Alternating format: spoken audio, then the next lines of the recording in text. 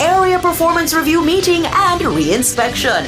Join Cliff Hughes online from 9 a.m. to 2 p.m. as we broadcast live from the Tops Awards ceremony, Wednesday, November 27, 2024, only on Nationwide 90 FM, the new revolution in media. This broadcast is brought to you by Police Civilian Oversight Authority.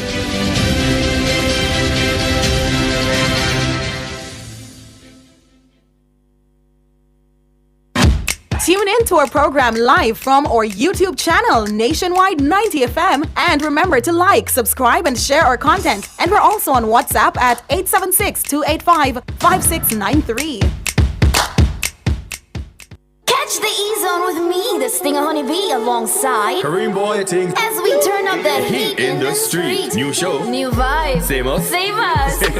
Monday to Friday, 3 to 5 p.m. Right here on Nationwide 90 FM. We'll bring you entertainment news. We'll take away your Monday blues. You don't want to miss a week with us. We'll talk health. Well, jump into the mix. or the hot seat. Don't miss the brain buster. Or the crazy giveaways. I mean, is this planet Earth? Is it? I don't know. Let me check. Either way, it's got a buzz. And a bugger thing. Ow.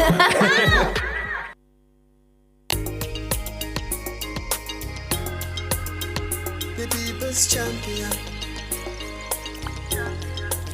Our mission is love. Our vision is love. Jamaicans for justice. The people's champion. Justice, justice for all. Justice under the law. Justice, Jamaica demand. Right to life, right to liberty. Justice, justice for all. Justice under the law. Happy Monday to all our listeners who are joining us via Radioland and those who are joining us via the Nationwide YouTube platform as well as the Jamaicans for Justice YouTube platform. We are certainly happy to be here with you. My name is Michael Jackson, Executive Director of JFJ. And I'm Jade Williams, our Policy and Advocacy Specialist.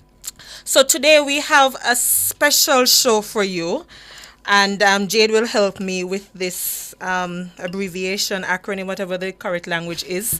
So we're celebrating IDIVA today, which is the International Day for the Elimination of Violence Against Women. Exactly. I got it correct. Yes, Okay, perfect. So we're also celebrating the 16th Day of Activism, and it starts on November 25 and it goes up to December 10th, which basically culminates the 16 days with the International Day where we celebrate human rights. Yes. Right?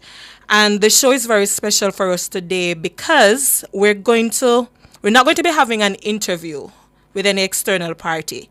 Jade and I, mostly Jade, and I will just be the interviewer here. She's our resident attorney. And I soon share with the listeners a little story about Jade, right?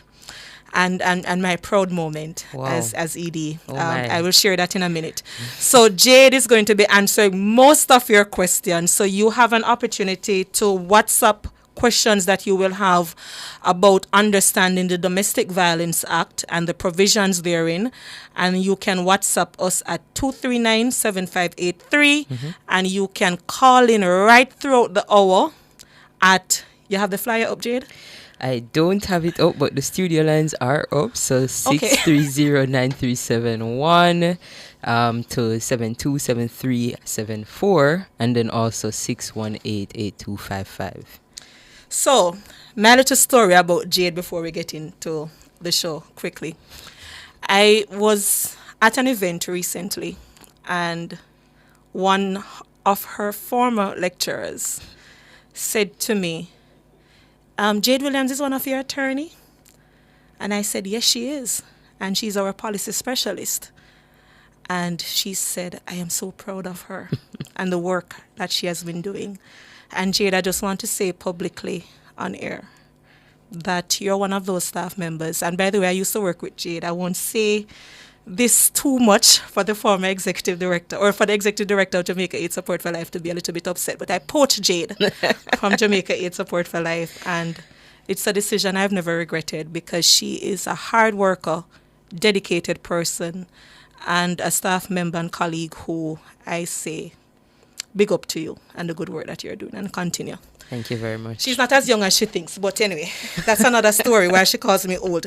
But we're going to be answering your questions about domestic violence, and you have the trivia, Jade, before we go into the program. Yes, I do. So we actually have 2 trivia questions today. Our normal trivia, and of course, we are still leading up to our 25th anniversary celebration. So we are still doing our 25th anniversary trivia question. So we'll start with the regular trivia question today. And that question is, what or how many members are on the Joint Select Committee reviewing the Domestic Violence Act, and who chairs that committee? So that committee was constituted late last year in December of 2023, and it has a number of members. That is a part of the trivia question, and it is being chaired by a certain member of the government. So you can give us that answer at 2397583, or you can respond in our WhatsApp, in our live chat on YouTube. We also have our 25th anniversary trivia question, and this one is related to a JFJ case. And that question is, what JFJ case led to the state allowing families the right to an independent pathologist to observe autopsies in cases of police killings? It says questionable police killings, but it's in cases of any killings. Police killings, not just the questionable ones. Okay. Right. So which case led to that change? All right. And I see news commentator saying in the chat that she's going to allow someone else to win today.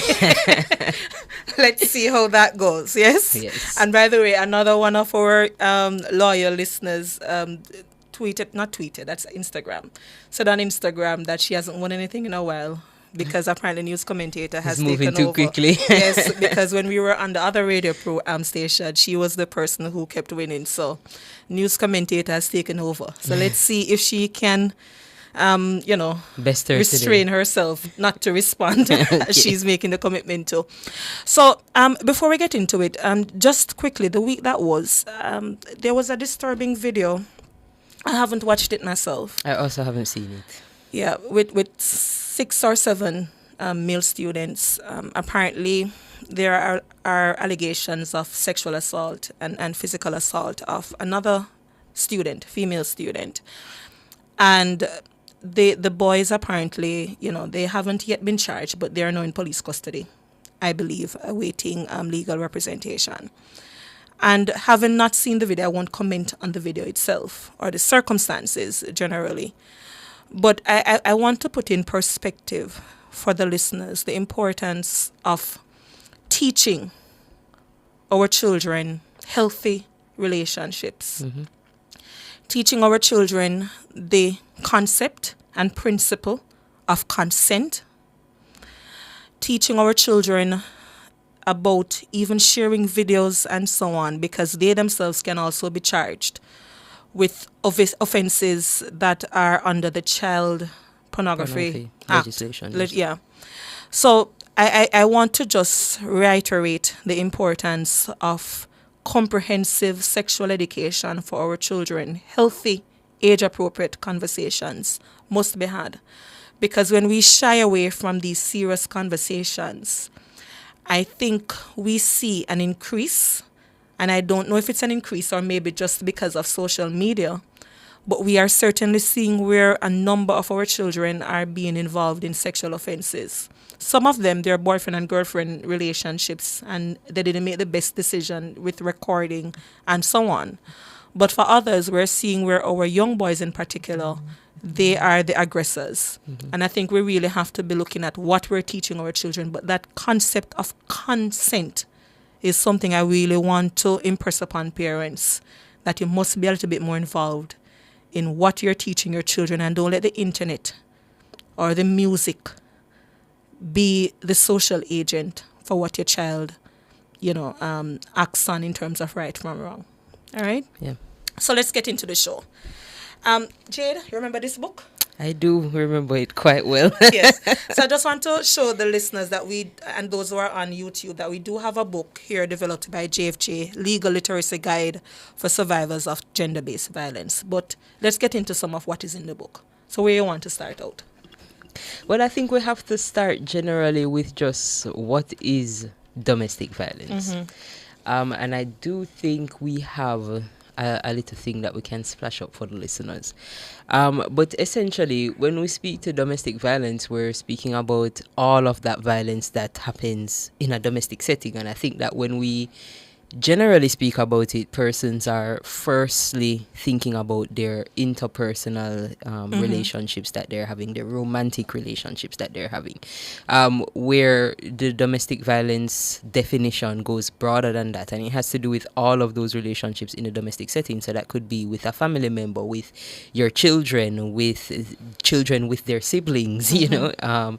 So all of those relationships can be affected by domestic violence. What I will say to the listeners, though, is that this definition of domestic violence we are using, it's commonly, it's a definition that has consensus, but it's not a definition that's in our Domestic Violence Act in Jamaica. Unfortunately, we do not have a definition in the act currently as it is.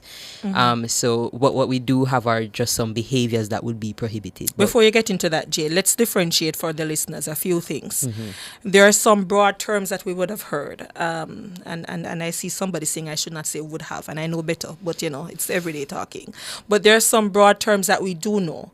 We know domestic violence as a definition, we know intimate partner violence, and we know gender-based violence. So just for the listeners, when we're talking about intimate partner violence, that's violence between two people who are in an intimate relationship. Absolutely.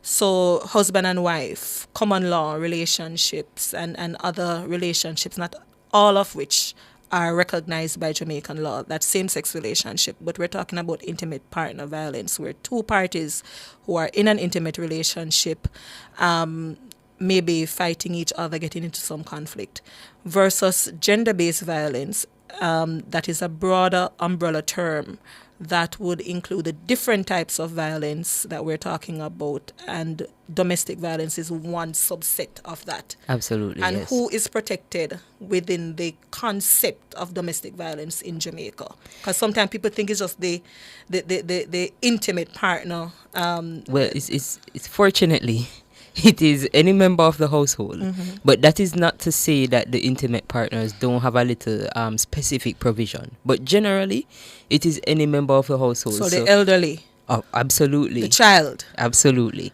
Okay. And we have seen quite a few complaints that I'm privy to that have maybe come through JFJ as well, where it is a sister who is sharing a home with her brother, both adults, and they are continuously in conflict, and the conflict becomes physical, and there's a need for protection under the Domestic Violence Act. So even those situations fall under it. But I will say, particularly in the case of a heterosexual intimate partnership, those persons can still receive protection even though they do not live in the same household, by virtue of the fact that they're in that heterosexual intimate partner relationship. And that's the visiting relationship conversation that is in law. Yes. All right.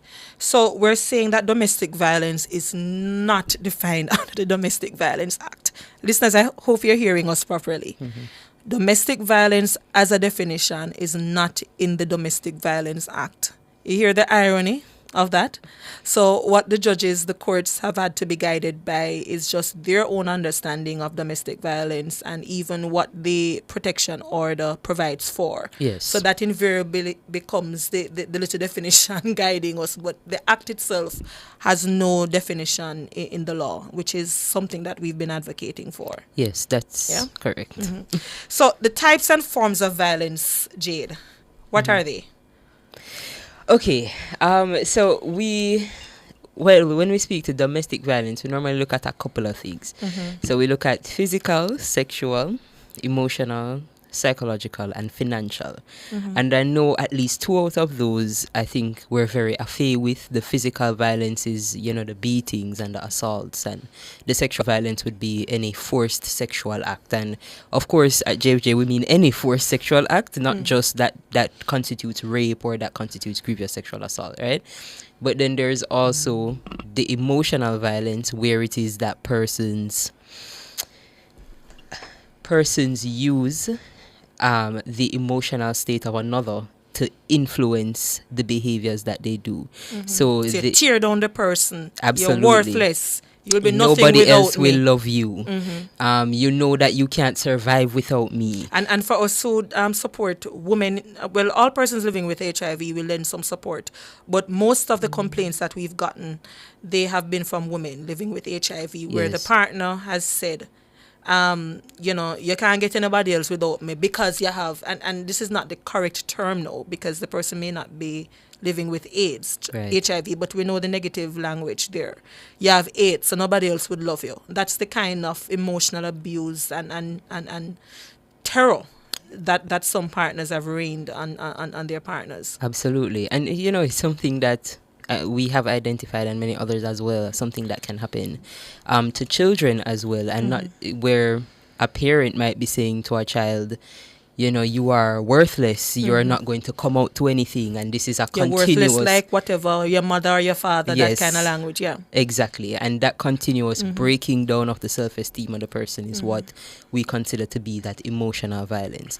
And we separate that from the psychological violence, which has to do with some other actions that make the person feel unsafe. So it's not necessarily going towards their self-esteem in particular, but say, for example, you're stalking the person. You're lay-waiting them at places you know they would be, even though they've been trying to avoid you. You're constantly calling their phone, or you are in a relationship with that person and there's a level of distrust. Let's take the break, Jade, and you finish out that one, and we get to the other types of For sure. abuse.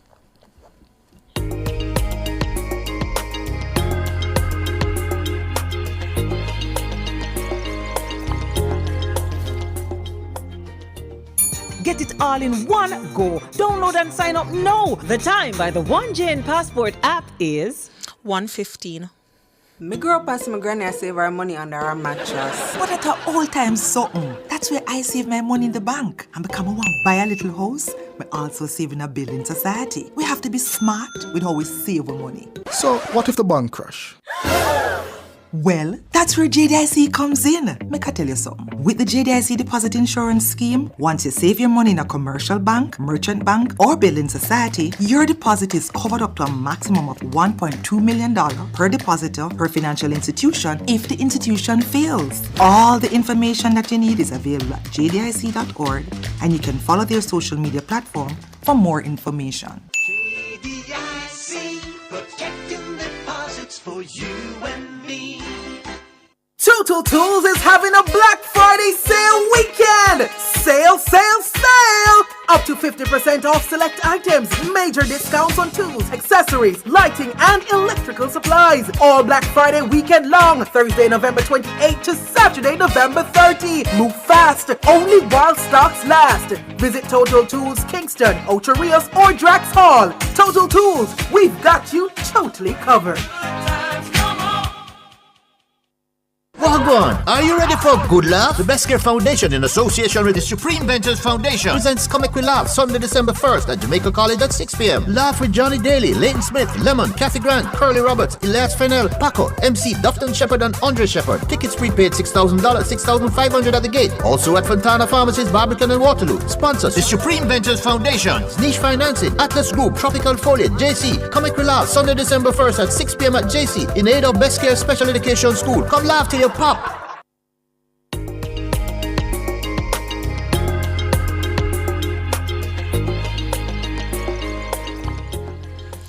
Welcome back to Let's Start Justice. We are breaking down the provisions we have in the Domestic Violence Act so that the listeners are aware of the protections that are there and the gaps that we need to close as a country. But Jade, I can't see that far. So if you can just remind the listeners the numbers that they can use to call in. Okay, so it is 876-630-9371 to 74 or 618-8255. There was a WhatsApp message just now for you to explain financial abuse, but I know you wanted to close out psychological abuse very quickly. So just to say that psychological abuse is designed to cause anxiety in this person, to have this person more likely to respond to the needs of the abuser. So you'll find, for a good example I like to use is where your partner is constantly trying to find if you are in the location that you said you were going to be in. So either they are tracking your location on your phone and it's that you cannot turn the location off, or they would call you and they'd always call you on a video call so that they could see your background and see that you are in the place that you say. You know, I had that experience. I was doing a focus group discussion with some with a few people, persons living with and affected by HIV. And I remember in the conversation, one of the young men, he came to me and said, "Miss Jackson, say hi to this person for me." And I said, "Who is it you just have the camera pushing in my face?" And the person said, "My partner just need to verify where I'm at." Yes. Yeah. That is an aspect of that psychological abuse. It's not because the person love you. That's a form of control. Exactly. Yeah. So financial abuse now, and there is just to share the definition, and I will share an experience that Joy Crawford, the co-founder of E4 Life, she has said publicly. But go ahead. Well, the financial abuse is using the financial power in the relationship to coerce behaviors from a person that they wouldn't normally do. And that could be from a person that is the breadwinner. But on occasion, even though the person is not the breadwinner, they are still the person that has control of the finances and therefore uses that control to elicit behaviors out of another. Yeah. So Joy Crawford, co-founder of E4 Life, you know, the organization works with young women in particular. Yes. Some of whom they were raped as a young child and would have contracted HIV as a result. And one of the stories, the experiences that she shared was that there was a young lady, and you recall because she shared this at a session that we were both at, Jade, where a young lady is so dependent on her partner for something as simple as a sanitary napkin when she's on her menstrual cycle. And what he did was to prevent her from purchasing a pack of sanitary napkins. And therefore you can imagine, you know, that experience and the humiliation that she suffered as a result. So when you talk about that financial dependency, that's an extreme circumstance of what that young lady went through. But we've gotten complaints at JFJ, for example, where the partner, in most of these cases, a man, withholds child support from the female, withholds even supermarket money and so on, and create that level of dependency as a result. And this especially happens in the rural areas based on what we have been told. Yeah. Yeah, you know, I just wanted to add to that is that like our human rights, these different kinds of abuses tend to be, they tend to overlap, they tend to intersect. And I have found as well that even though the partner who is the abuser is not the person that is earning the funds, they have somehow emotionally and psychologically, physically manipulated this person into giving them that control and reducing their overall agency in the relationship. And these other kinds of emotional and psychological abuses are something that breaks a person down. And we find that they can be precursors to the physical abuse. Yes. Yeah. There's a call that we have here. Go ahead. Good afternoon. Hi, good afternoon. Thank you so much for calling in. You wish to share your name, or if not, you can go ahead with the question or comment. I wish not to share my name. But I have a question. So I hear you guys mention types of abuse, and it got me thinking. If my partner decides to withhold my paycheck from me, take my paycheck and withhold all my money from me, what can I do about that legally? Okay, so that is the financial abuse that we were just talking about, and it's something that you can get a protection order for, but you can also get an order from the court for restitution for them to repay whatever money was withheld. But you can get a protection order to keep that person away from you overall. But yes, if it is that they've already taken the money, you can get an order for restitution from the court, having explained the circumstances to the judge. And it is something that we'd be able to assist you with at JFJ. But, what I'm thinking, it's not a situation, but if they say, because, could be what if they say, we had a verbal agreement where they'd be in control of the money? It didn't happen, but, because, I don't know. what could happen then? It's that now, as a party to that agreement, even if it did exist, you are no longer interested in maintaining the agreement. So in wanting to sever the agreement, in refusing to do so, you would still be able to claim your funds that are rightfully yours back. And I think to the caller, just to remind you and others that most of these types of abuses outside of the physical and the sexual, they are not criminal offenses. So what you find is that by going to the court will look at the power dynamics and the situations that perhaps would have led to the agreement and whether or not a true agreement could have been formed given that there were or are allegations of the different types of abuse. And there was a case that we had recently at JFJ where the court actually recognized the psychological abuse that can lead a person to make certain decisions. So the power imbalance is something that the court would certainly consider. Okay. I'm going to ask other questions. Yes, go ahead. Do we have any other callers waiting? No, you can go ahead. Just some questions coming in on WhatsApp. Okay, cool. Another easy one. If someone like withholds their partner's birth control, is that considered GBV? Birth control with the intention of basically forcing, impregnating the person. Yeah. I don't think the law has recognized that. Jade, you can correct me. Well, obviously the first thing I'm going to think about is from the perspective of an attorney. And of course it would fall into a kind of abuse because that is an emotional or psychological abuse to take someone's birth control. Unfortunately, though, the redress would be the same under the Domestic Violence Act. But maybe the psychological component. But there's no expressed provision similar to how perhaps removing the condom during sex. There's no express provision. There wouldn't be an express provision related to withholding the birth control in particular. And that would only be if the birth control are pills. I think we have another call, though, coming in. Oh, okay. Okay, one more quick question before you take the call. If I may. Please. I have a friend and her, because I identify as her partner, like her ex-partner. So anything, but the ex does not particularly want things to end. So like constant pop-ups wherever she is,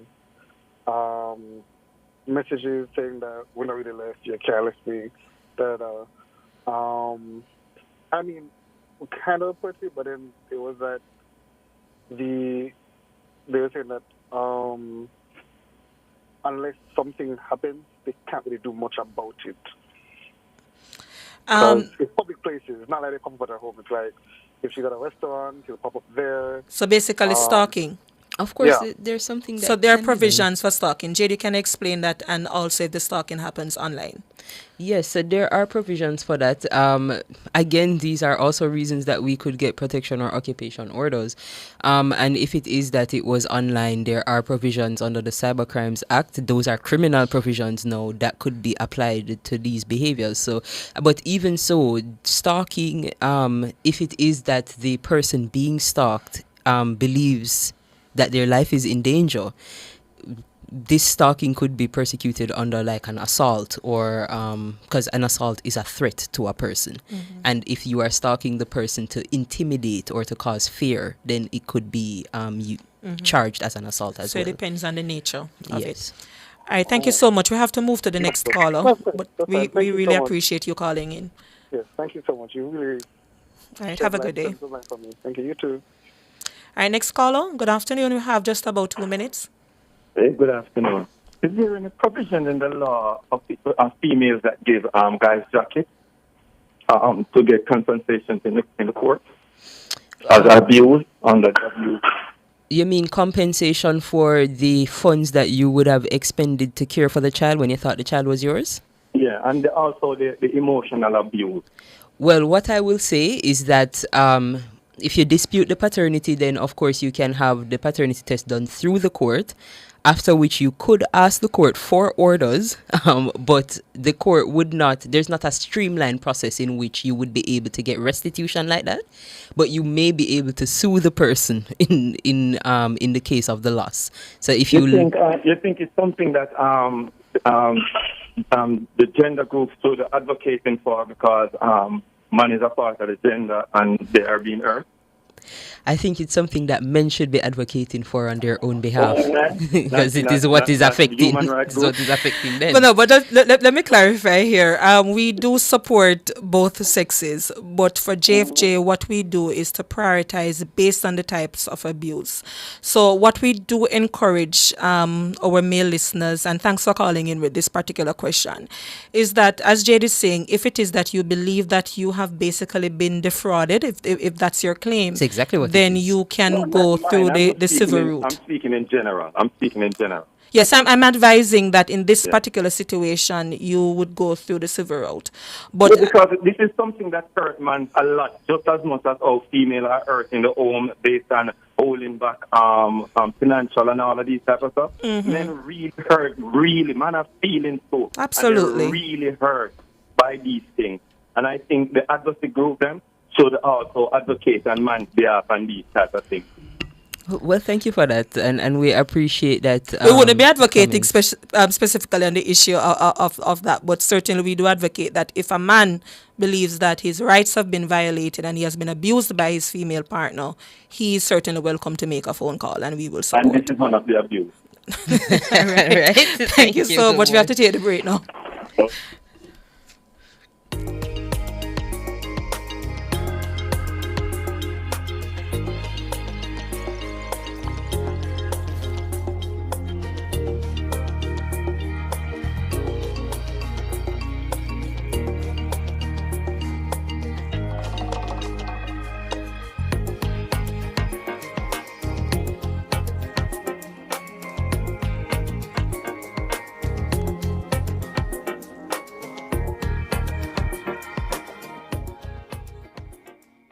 At the Jamaica Customs Agency, we care for our employees, customers, stakeholders, citizens, and our country. Customs cares. The temperature by the Jamaica Customs Agency is 28 degrees Celsius in Kingston and Montego Bay. We're feeling a little bit cool in both cities. Unique Living's new arrivals are here. Revamp your space with sleek, fixed and sliding show panels, shower systems and faucets, stylish vanities, basins and kitchen sinks, closet and storage solutions, hanging aids and more. Available in different finishes and sizes to match your style. Visit them today and transform your space at shop number 630 Dunrobin Avenue, Kingston 10. Call 876-755-3661 or visit their website at uniquelivingja.com to shop. Are you ready to turn your sales and marketing skills into high earnings? Nationwide 90 FM is searching for business development executives to build lasting client relationships. If you have experience across all stages of the sales cycle and possess strong communication, negotiation, and time management skills with a proven sales track record, this opportunity is perfect for you. Join our team and work with the top corporate brands, media agencies, and of course, our on-air personalities. Enjoy networking opportunities, professional growth, and competitive commissions. Ready to take the next step? Send your resume to hr@nationwidenewsnetwork.com today.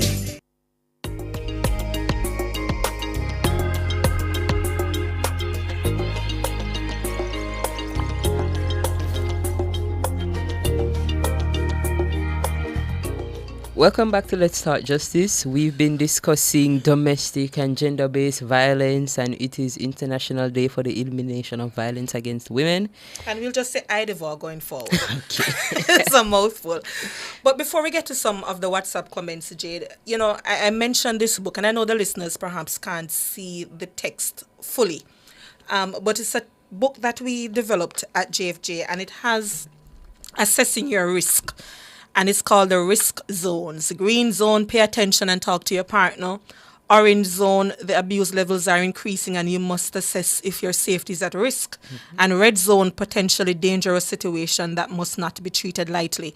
And the reason for us doing this risk test, for example, is to recognize the signs of domestic abuse, the potential. So, for example, in the green zones, you have embarrass or make fun of you in front of friends or family, disregard your accomplishments, make you feel like you're unable to make decisions. And we put that in the green zone because sometimes, some people that don't have emotional intelligence. They're not abusive, but they have to weigh the factor, the risk. Do you want a partner who would speak to you like that and so on? Because the point also is to recognize that sometimes, especially early in the relationship, if you start seeing these green zones, but it's generally red flags, too early, then you ask yourself the question, will this potentially escalate into something greater? Because when you get to the orange zone, for example, tell your friends that you're nothing without them, call you and visit a couple times into the night, know you're out with friends and call you right throughout the night, the situation that you mentioned earlier. That's a flag that we ought to say, no. And then, of course, the red zone now, use intimidation or threats to get you to comply. Grab, push, shove, hit, or treat you roughly. So it's just for people to recognize the different risk factors and for us to get rid of this concept that some people have that if you don't speak to me a particular way, you don't love me, right? There's nothing for love that is safe for someone who texts you every 10 minutes when you're out with your friends. So we just have to pay attention. But Jade, we have some comments that are coming in via WhatsApp. Yes, we do. A few questions are here. The first one says, if a married woman decides she does not want to have a sexual relationship with her husband, but he forces himself on her, is it rape? That's a marital rape provision now under Sexual Offences Act. Yes.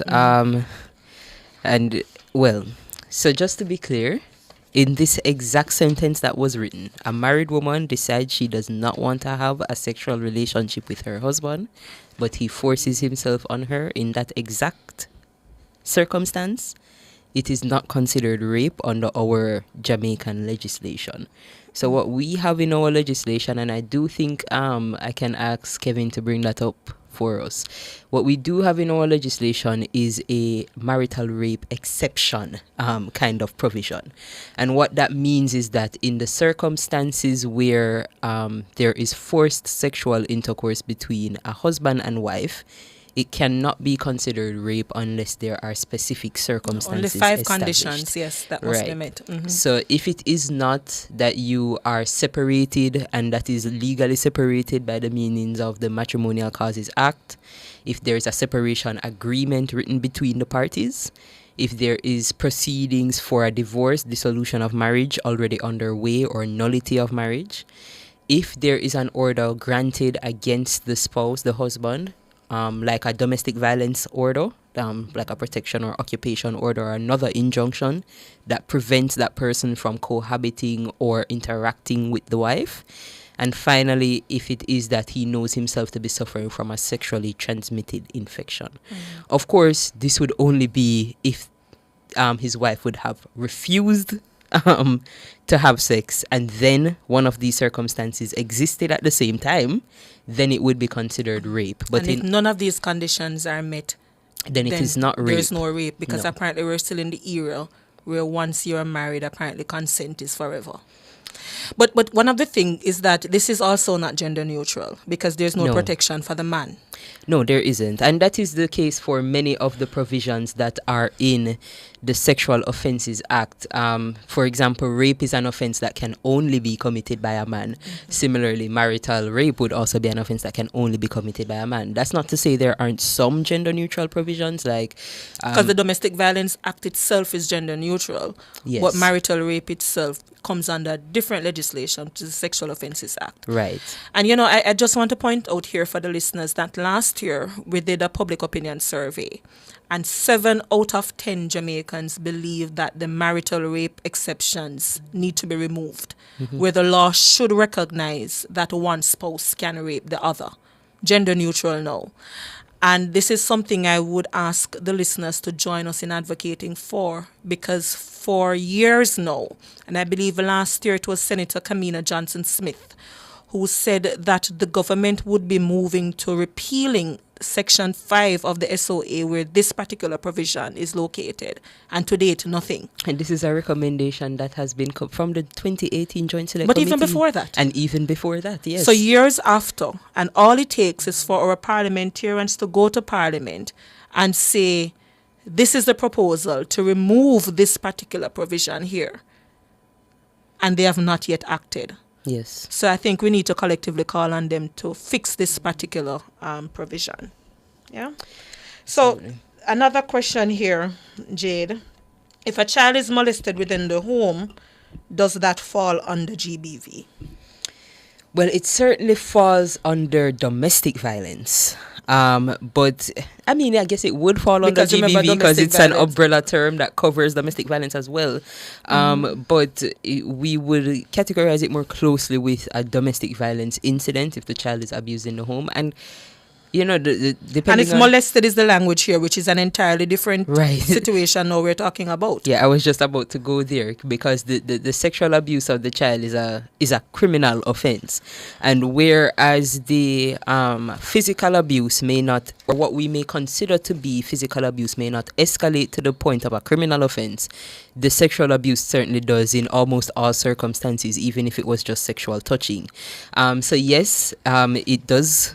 It is considered a form of gender-based violence, and there is redress available for it, depending on what the nature of the molestation was, but under the Sexual Offences Act. And if a child is in need of care and protection in that way, then I believe you would call 211 to make that report. But JFJ can also provide some legal support and assistance where that's concerned. Yes, I'm skipping through the book because, again, this particular book, it provides for all of these things so the public can be aware. Depending on the nature of that molestation, you're talking about possibility of sexual grooming of a child, and the penalty for that is imprisonment for 15 years. Yes. Sexual intercourse with a child. This is where a person who engages in or attempts to engage in sexual intercourse with a child under the age of 16 has committed an offense and can be imprisoned for 15 years.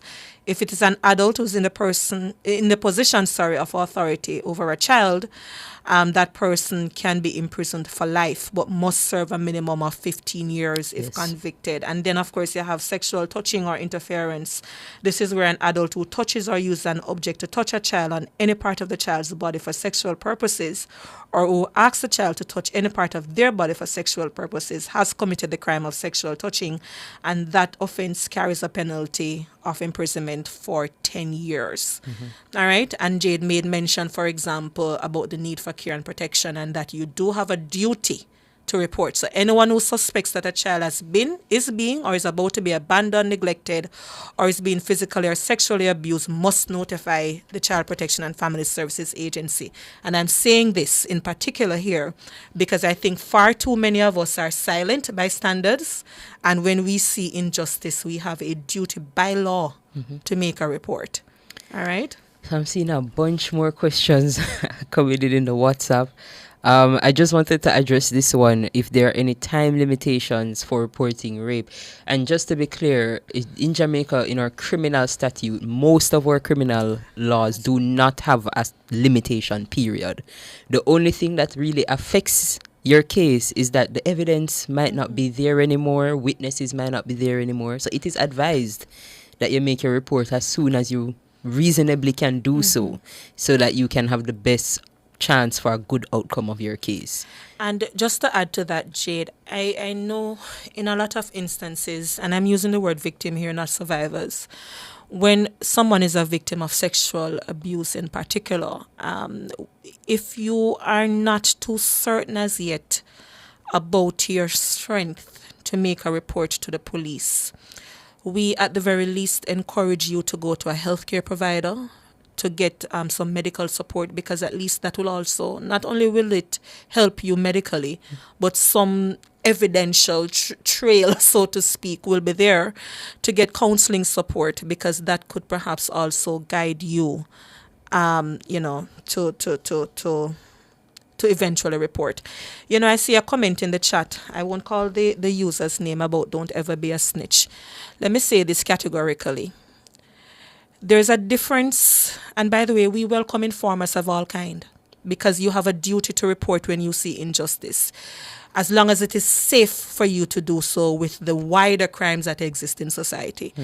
But when it comes to a child in particular, you have a duty to report by law.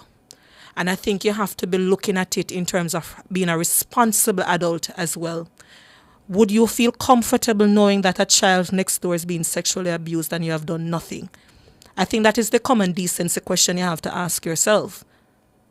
Absolutely. So I don't know what snitch we're talking about here, and I hardly ever speak frankly to listeners, because I do believe that people have their right to their opinions. But that's a very nonsensical argument to take, with the greatest of respect to that person who's texting in the YouTube chat. I also wanted to make a comment on on the thought that people who are abused are not doing enough to address their abuse by not making reports to the police or by not going to the court. And I will say, it is much more nuanced than simply that. And even those with the strength have gone to the police. And this is a problem that the police, the JCF itself, has acknowledged as an issue and would have gone through the trouble of making a new policy and a new, the DVIC, the new centers, to address this particular issue. And it is simply that the police response is simply not what we think it is. There are numerous reports from just JFJ alone, and we are not alone, of persons going to the police, men and women, and being told, the women, that this is a man and woman problem and you have to go and sort it out. I share two scenarios with you. I remember when I was at Jamaica Aid Support for Life, Jade, that was during COVID. And there was a report of a woman going to the police station to make a complaint. Yes. And this woman was bloodied. And she went to the police station to make the complaint. And the police looked at her and said, after curfew hours, go your yard before I charge you with breaking the curfew. There was another complaint that we had. I believe this time it was at JFJ now. Person called the police station to say, my partner is beating me. Can you come? The police says, I don't have any police vehicle to come to you now. I'll come tomorrow morning. Nothing was heard from the police officers. When she called back the police station the next day, thankfully she was still alive, the police said, oh, we didn't remember. So the police has done much better. I must say, kudos to Jacqueline Delon. And DCP Shand, yes, and Community Safety and Security Branch. Good work that they're doing. Sisoka, I believe, has some areas for improvement based on some reports that we've gotten. But excellent officers. But we have to also look at whether or not they have the resources to get the work done. And I see a comment from news commentator. I think, Kevin, we're up on the break. So let's take the break and then I read some of the comments here.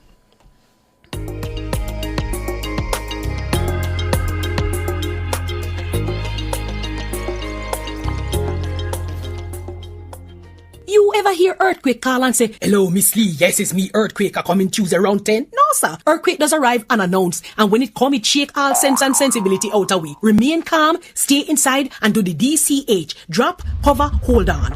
Once the shaking starts, you know it's earthquake. Make a quick move to a safe place. Don't run to the door, we are in the exit. Stairs might block up or full of people. Elevator, avoid that, because you might get in and poof, power gone, and you're stuck in that box without ear. Drop, cover, hold on. A message from the Office of Disaster Preparedness and Emergency Management. Music a play and the people a rock. Everybody asks for the Calico Jack. Watch out now. Purchase 4 Calico Jack 250 milliliter or 2 Calico Jack 1 liter, and you could be a winner in the Calico Jack Christmas Treasure Promotion. Grand prize $500,000. Plus winners of $25,000 supermarket vouchers every week. Check our Facebook and Instagram pages at Calico Jack JA for details on how to enter. Promotion runs November 1 to December 29. Guns up, make a party. Rum, fun, send it. Authorized on Section 58 of the Betting Gaming and Lodges Act. Are you ready to turn your sales and marketing skills into high earnings? Nationwide 90 FM is searching for business development executives to build lasting client relationships. If you have experience across all stages of the sales cycle and possess strong communication, negotiation, and time management skills with a proven sales track record, this opportunity is perfect for you. Join our team and work with the top corporate brands, media agencies, and of course, our on-air personalities. Enjoy networking opportunities, professional growth, and competitive commissions. Ready to take the next step? Send your resume to hr@nationwidenewsnetwork.com today.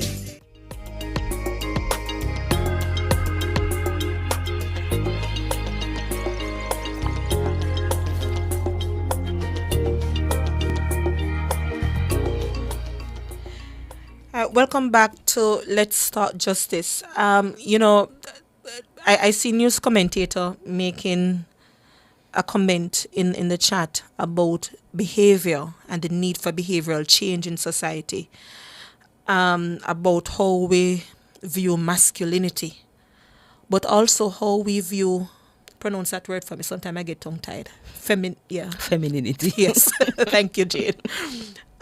Because it's important. I was at a session with some youngsters, and remind me towards the end to big up some young people, Jade, please. I have a couple of things for you to big up, ma'am. Yes.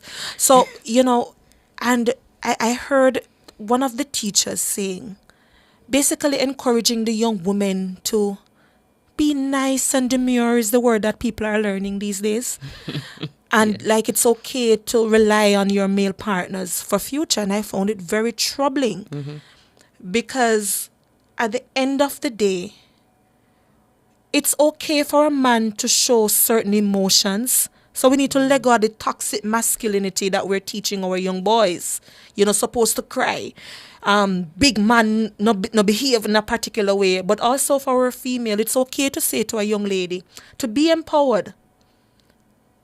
Yes. You can still be feminine, and still understand the principle and concept of independence. So I think these are some of the principles we also have to be teaching our young boys and our young women with behavior change.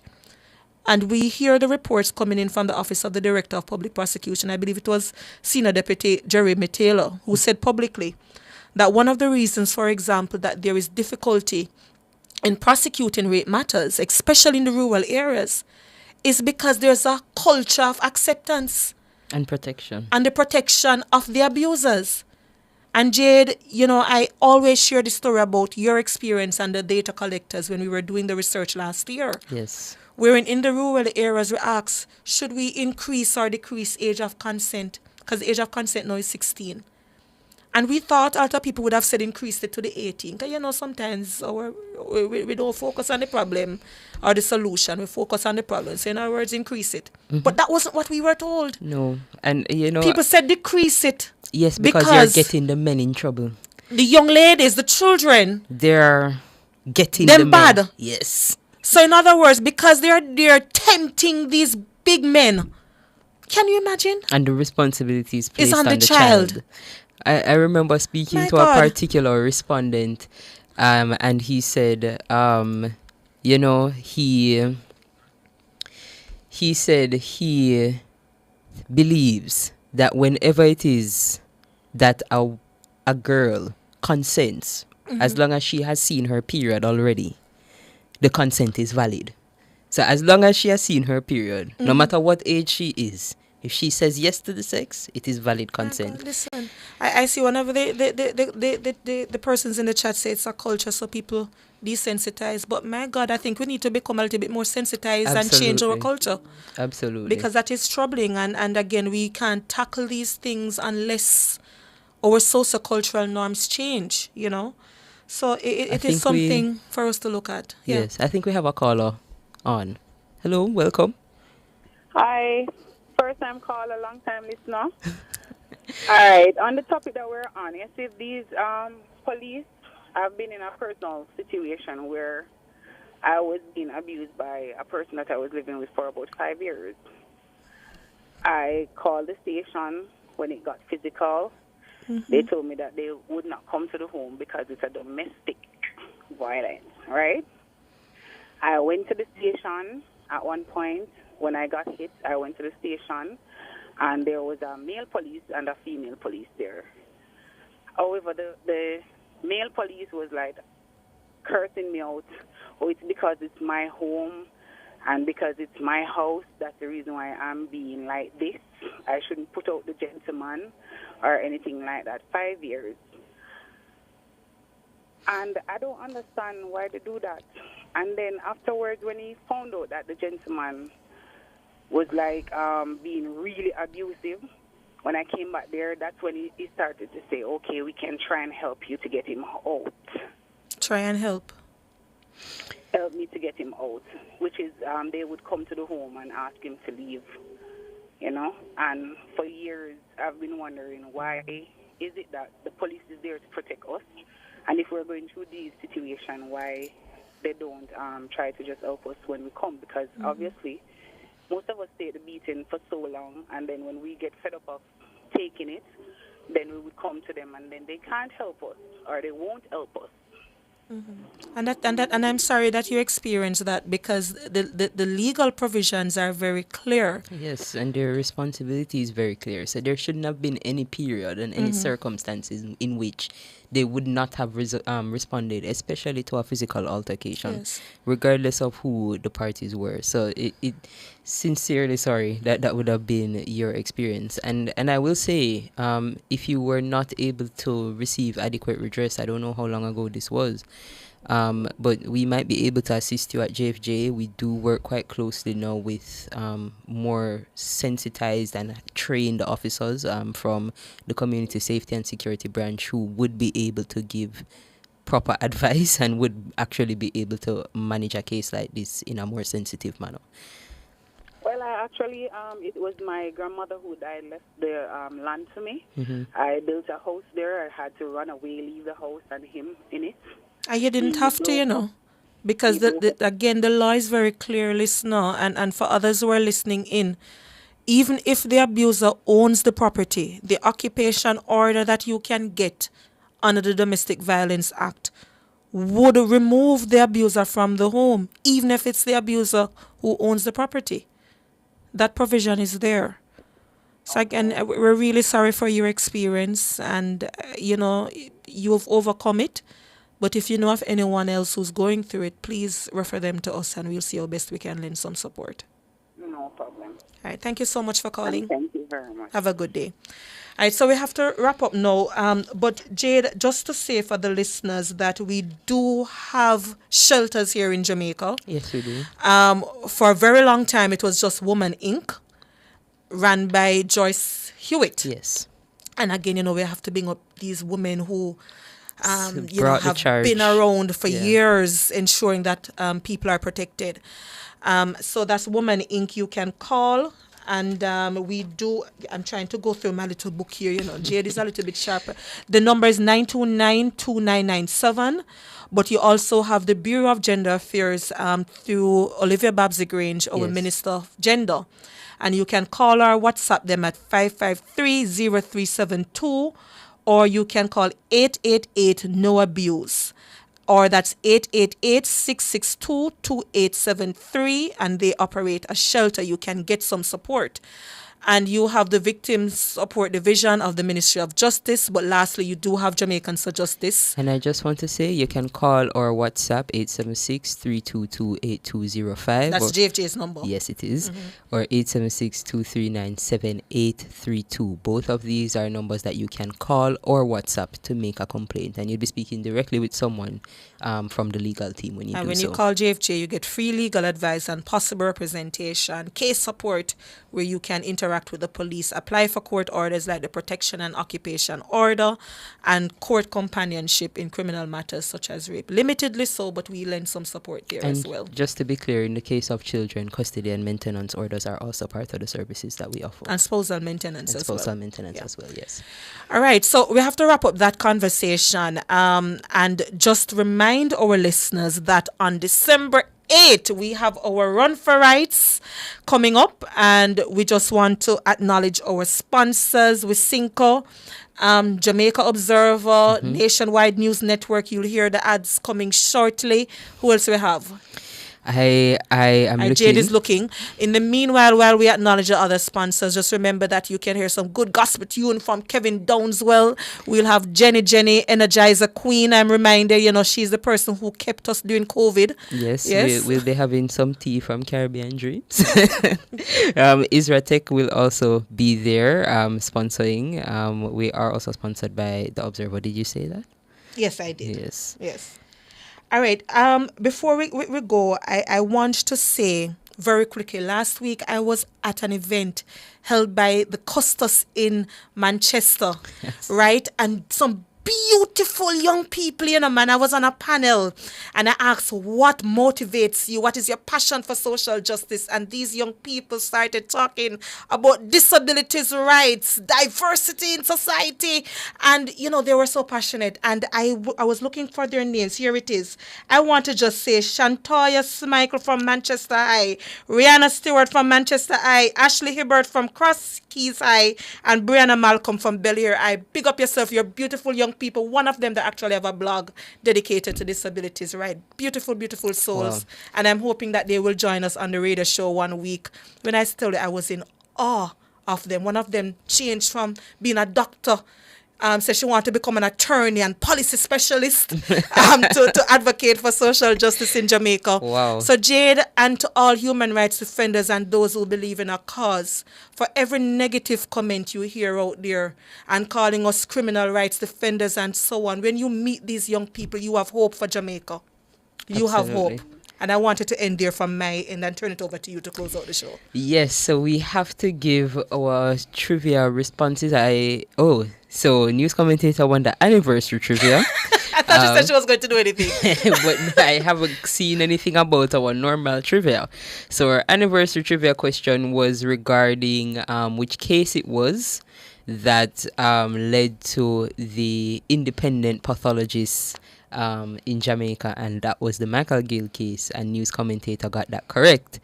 Our general trivia question, did I say the answer? We didn't get a response. Please go ahead, you have about 30 seconds. Okay, so the answer was there are 7 members of the committee, and the chair of the committee is Olivia Grange. That is the committee reviewing the Domestic Violence Act currently. I just wanted to say also thank you to Powerade and Royal Trophies, who will be sponsoring the run on the 8th of December. And how they register is myraceresult.net. I'm not as good as Nicholas because I cannot memorize the numbers. Race. Okay, we're up on time, but just you can go on the JFJ's social media platform and you'll get the details. So That's all the time that we have. Thanks again for a good show and to all who joined us. I'm Have a Jade good Williams. Week. And I'm Michael Jackson. Justice, the people's champion. Justice for all. Justice under the law. Justice, Jamaica demand. Right to life, right to liberty. Out of many we are one in a Jamaica. Make it a better place for the boys and girls. Created equal by the creator. For equal rights and opportunities. No to unlawful detention and police brutalization. Class, gender, race or religion. We not tolerate discrimination. To join the fight against injustice, contact us at 755-4524 or Jamaicans4Justice.org. The people's champion.